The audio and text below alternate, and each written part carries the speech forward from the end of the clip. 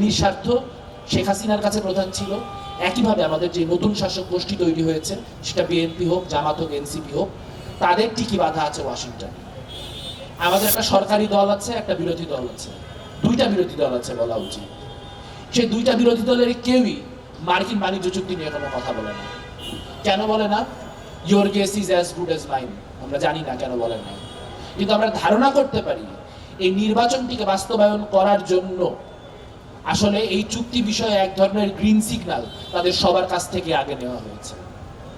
যদি সেই green signal নেওয়া হয়ে থাকে, তাহলে দেশবাসীর সাথে এই ধরনের বিশ্বাসঘাতকতার দায় তারা কিভাবে অস্বীকার করবে? তারা কিভাবে অস্বীকার করবেন যে যেই বাণিজ্য চুক্তির পক্ষে তারা মুখে একটা কথাও বলতে পারছেন না, সেই বাণিজ্য চুক্তিকে তারা মেনে নিচ্ছেন এবং তারা সেই বাণিজ্য চুক্তি বিষয়ে নিশ্চুপ থাকার মধ্য দিয়ে তাদের যে সম্মতি, সেই সম্মতি জ্ঞাপন করছেন। তার মানে তারা বাংলাদেশের মানুষের কথায় চলে না, বাংলাদেশের মানুষের স্বার্থ তাদের কাছে প্রধান নয়। ঠিক যেমন ভাবে দিল্লির স্বার্থ শেখ হাসিনার কাছে প্রধান ছিল, একইভাবে আমাদের যে নতুন শাসক গোষ্ঠী তৈরি হয়েছে, সেটা বিএনপি হোক, জামাত হোক, এনসিপি হোক, তাদের ঠিকই বাধা আছে ওয়াশিংটন। কোনোভাবে আওয়ামী লীগের যদি রাজনৈতিক শক্তি বৃদ্ধি পায়, তাহলে বিচারের নামে যে অ্যাসিমেট্রিগুলা, যে ইনকনসিস্টেন্সিগুলা হয়েছে, সেগুলা তারা ব্যাপকভাবে সামনে নিয়ে আসবে।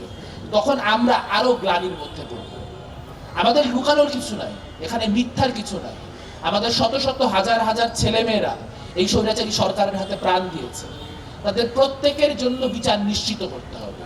তবে সেটা কাউকে নিয়ে এসে ঝুলিয়ে দেওয়ার মধ্য দিয়ে না, সেই বিচার এমনভাবে নিশ্চিত করতে হবে যাতে করে স্বৈরাচারী গোষ্ঠী কোনোদিন সেই বিচার নিয়ে আর কোনো প্রশ্ন তুলতে না পারে।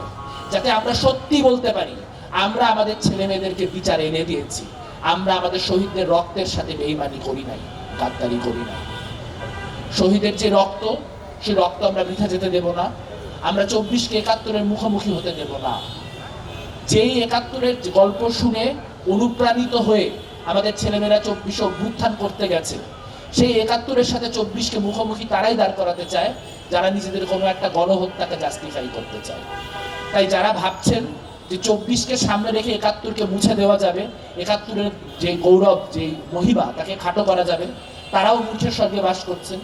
যারা ভাবছেন 71-এর কথা বললে বা 71-এর চেতনা দিয়ে 24কে ইতিহাস থেকে নাই করে ফেলা যাবে, তারাও মূর্খের স্বর্গে বসবাস করছেন।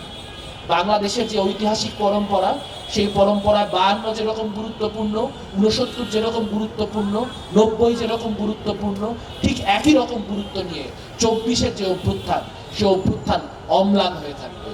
আমাদের হাজারো শহীদের স্মৃতি মাথায় নিয়ে বাংলাদেশের গণতান্ত্রিক রূপান্তরের যে লড়াই, সে গণতান্ত্রিক রূপান্তরের লড়াই চালিয়ে যেতে হবে। একটা সুষ্ঠু বিচার নিশ্চিত করতে হবে, দ্রব্যমূল্য কমাতে হবে, কর্মসংস্থান সৃষ্টি করতে হবে এবং সর্বোপরি বিভিন্ন রকম নতজানু পররাষ্ট্রনীতি থেকে হওয়া যে সকল চুক্তি, সেই সকল চুক্তিকে আস্থা করে ফেলে দিয়েই নতুন বাংলাদেশ এগিয়ে যাবে।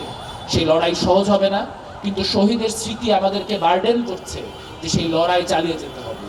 কাজে শহীদের স্মৃতি দায় নিয়ে সেই লড়াই চালিয়ে যাওয়ার অঙ্গীকার নিয়ে আমি আমার বক্তব্য শেষ করছি। খবরের কাগজ, নিখাত, নির্ভীক, নিরপেক্ষ।